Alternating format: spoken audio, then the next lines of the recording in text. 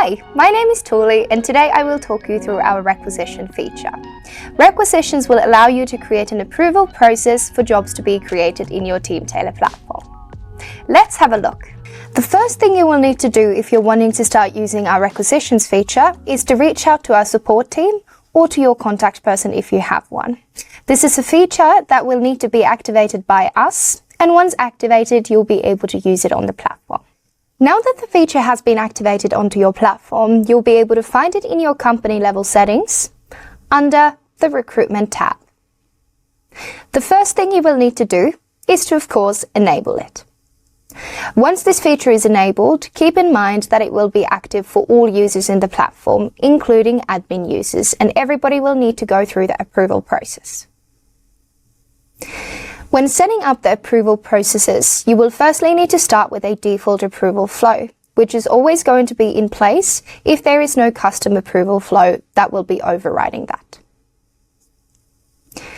When creating the flows, you will have the opportunity of adding multiple steps onto your approval process, as well as each step can have either one or more approvers.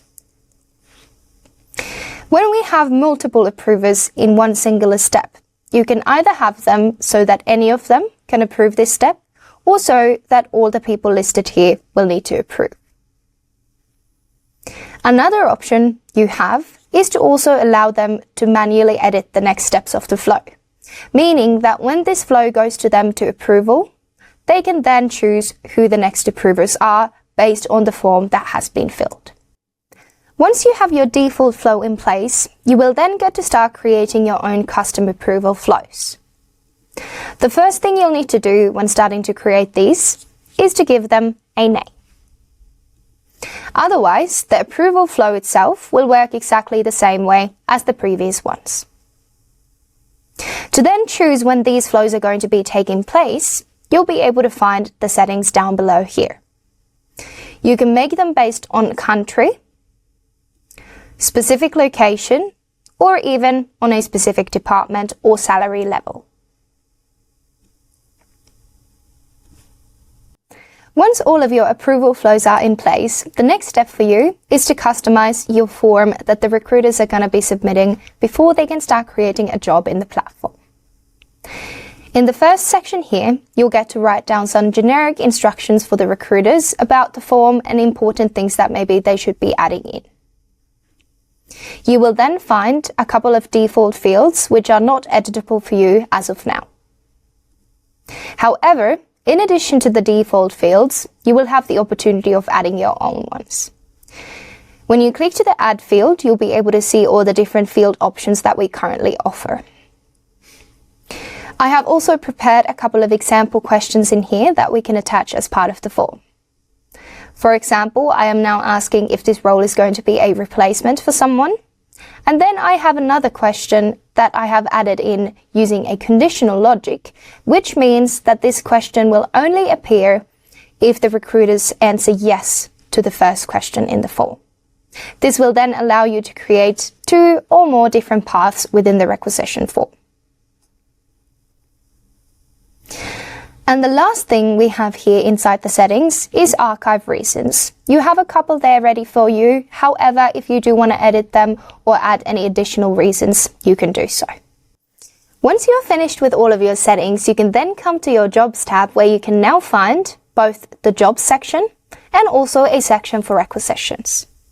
As well as when we click onto the pink plus button here on the right hand side, now instead of saying create a new job, it says new requisition.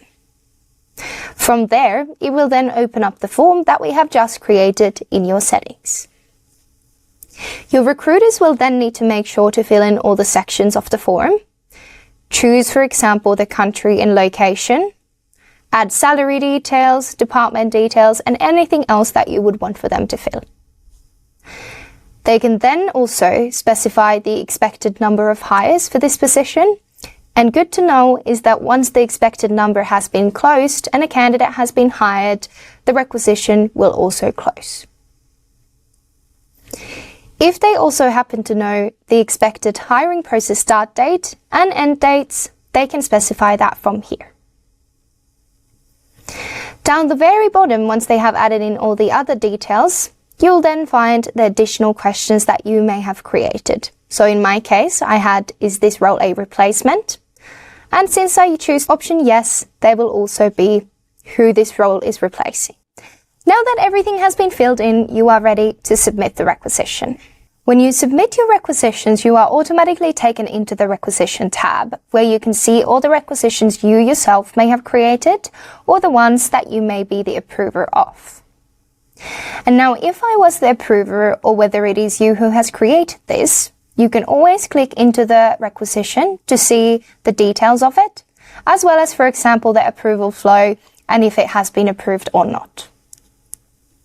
In the details, if I was the approver, I can of course firstly go through what has been submitted there, and then I have the opportunity of either denying this or approving it. And in both cases, you can always leave some additional comments there. Once a requisition then has been approved, firstly, we can see that the approval flow has been completed, and now inside the Jobs tab is where we could then start creating jobs into your platform. The job creation from here will then work with either you using the default job template or one of your other existing job templates. Thank you for watching, and remember, if you need any help or have any questions, you can always reach out to our support team via the chat in your platform. Happy recruiting!